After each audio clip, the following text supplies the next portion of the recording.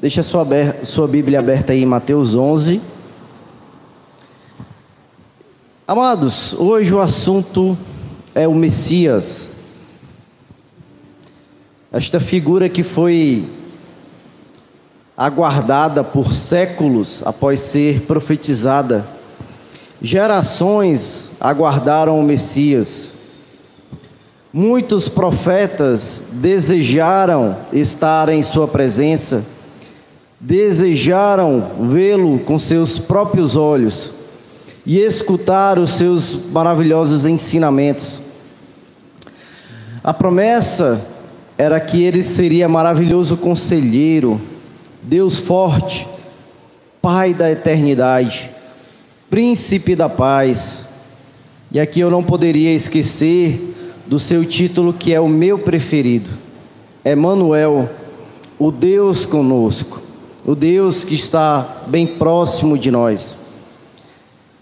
As promessas ainda incluem um reino eterno, e seu domínio não teria fim. Justiça, retidão, paz e harmonia acompanhariam o seu governo perfeito. Venha o teu reino, é assim que nós oramos, né? Quando finalmente o alvo da promessa estava diante do povo, estava diante deles, eles não creram, não o receberam, não o aceitaram e principalmente não o reconheceram. O prometido pelas Escrituras, aquele do qual falavam os homens santos de Deus, o Messias, o Cristo, não foi recebido e reconhecido pelos seus. Finalmente, ele estava diante deles, mas eles estavam esperando um general de guerra, descrito em Joel, descrito em Zacarias, que libertaria Israel de seus opressores e que estabeleceria um governo de paz, subjugando os inimigos de Israel e aparecendo com grande poder na terra.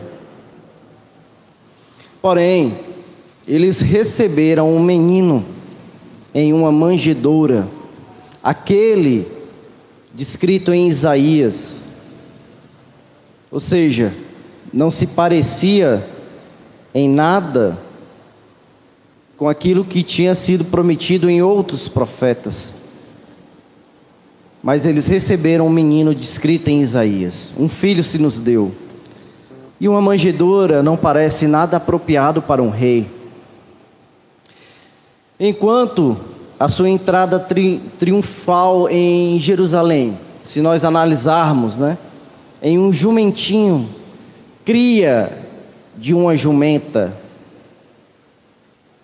não parece nada com aquele triunfante cavalo branco, aquele alazão branco, no qual o Messias estava profetizado para descer, né?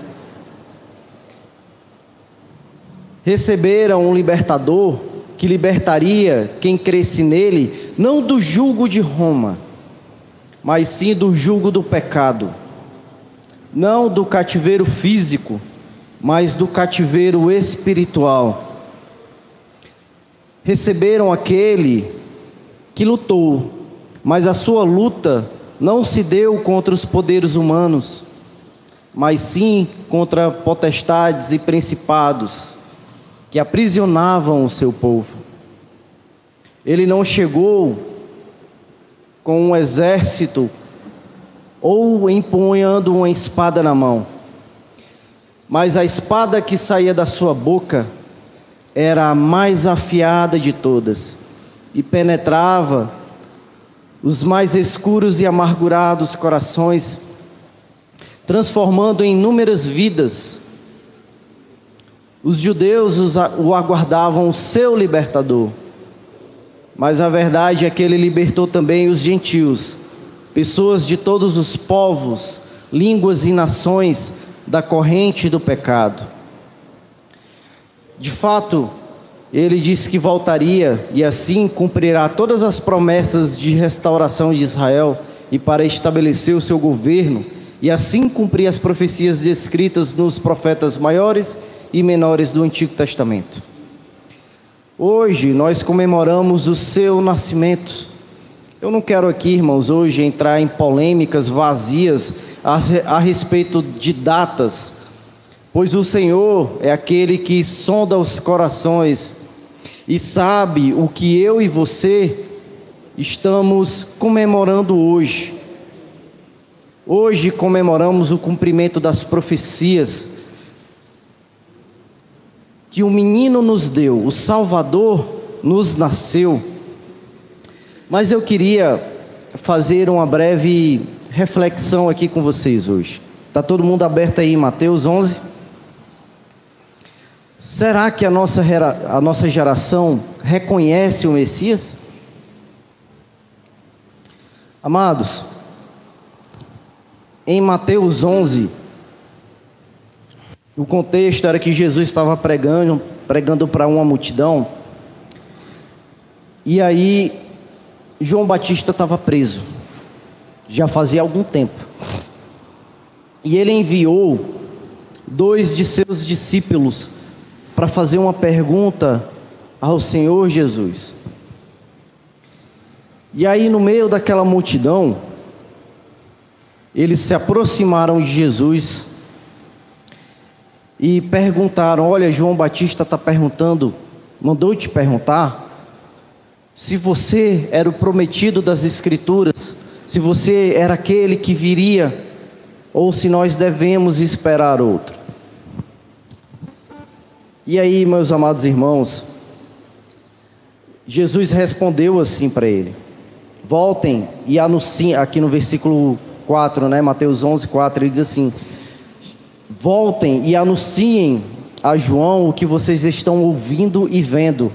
Os cegos veem, os aleijados andam, os leprosos são purificados, os surdos ouvem, os mortos são ressuscitados, e as boas novas são pregadas aos pobres. E feliz é aquele que não se escandaliza por minha causa. E então eles saíram e voltaram com essa resposta para João. E quando saíram os discípulos, Jesus começou a falar à multidão a respeito de João. Ele falava: o que vocês foram ver no deserto? Um caniço agitado pelo vento? Ou o que vocês foram ver? Um homem vestido com roupas finas? Ora, aqueles que usam roupas finas estão nos palácios reais. Afinal, o que vocês foram ver? Um profeta? Sim, e digo a vocês, mais que um profeta. Este é aquele que, a respeito de quem está escrito: enviarei o meu mensageiro à tua frente, ele preparará o teu caminho diante de ti. E ainda no versículo 11, Jesus disse: digo a verdade a vocês, do meio dos nascidos de mulher não surgiu ninguém maior do que João Batista.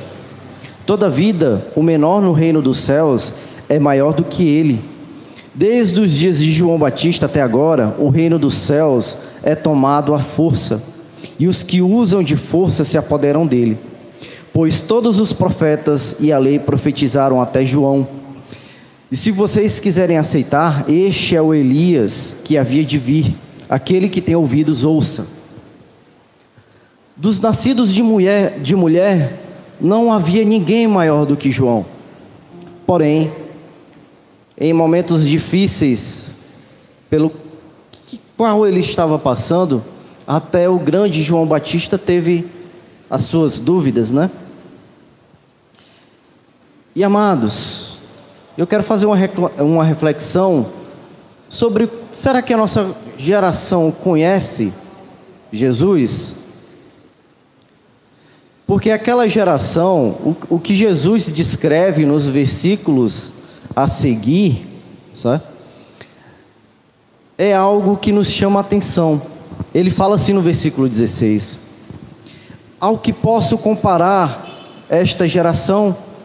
São como crianças que ficam sentadas nas praças e gritam umas às outras. Nós tocamos flauta, mas vocês não dançaram. Cantamos um lamento, mas vocês não se entristeceram.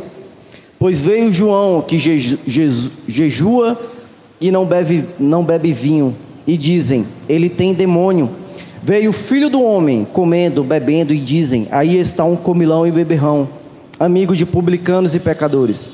Mas a sabedoria é comprovada pelas obras que a acompanham.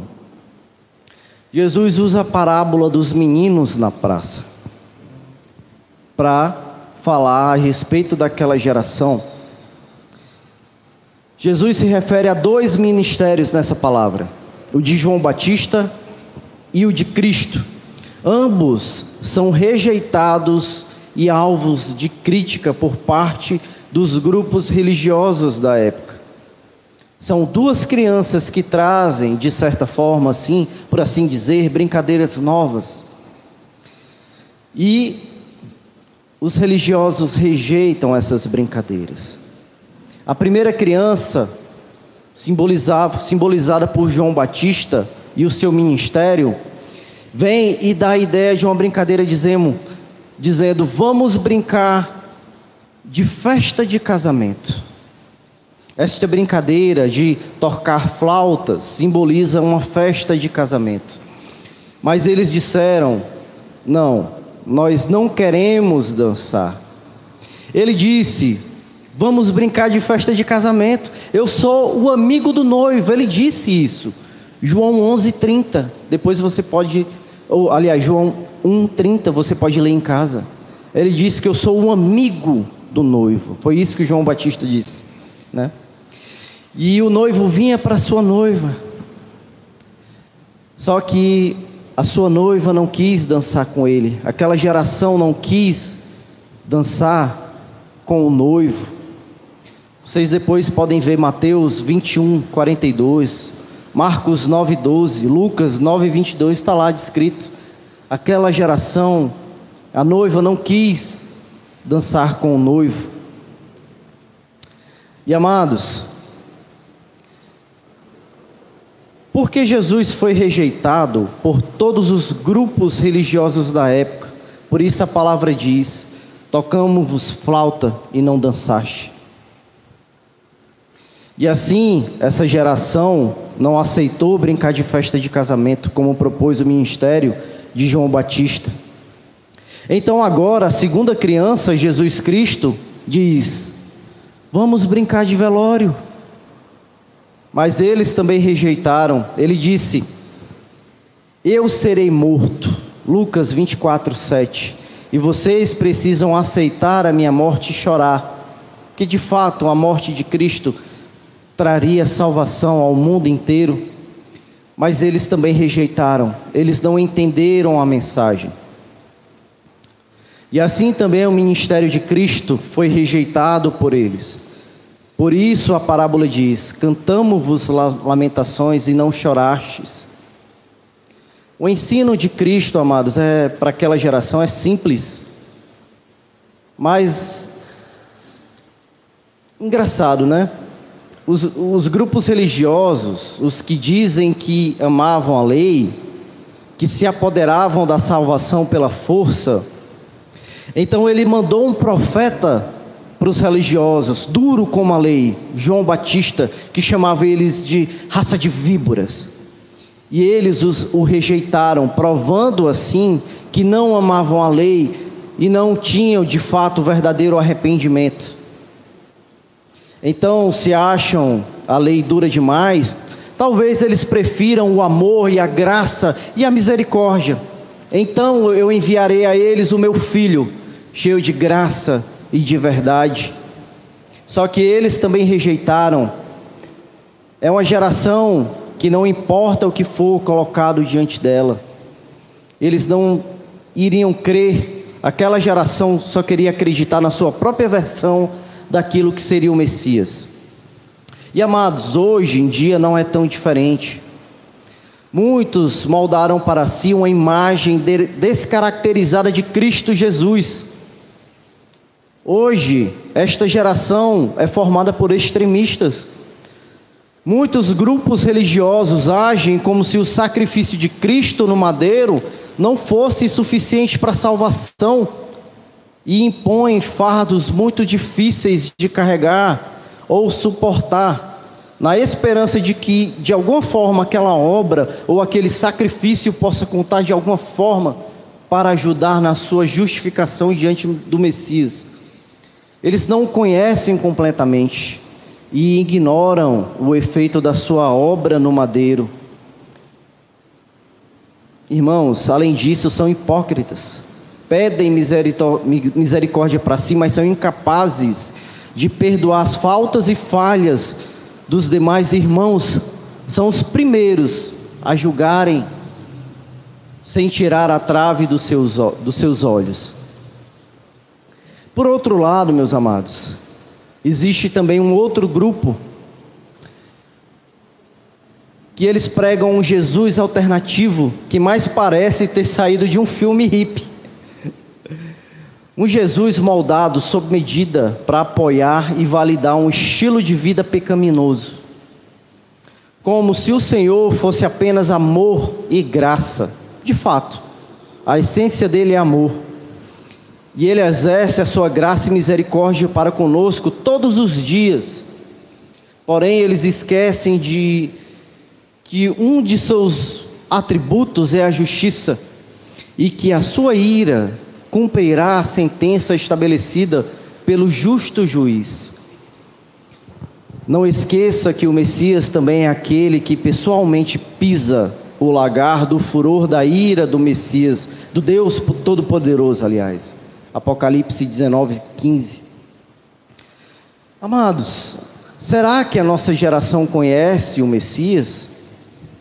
Reconhece o Messias de fato? Porque aquela geração não reconheceu. Mas 2000 anos depois, nós ouvimos suas palavras.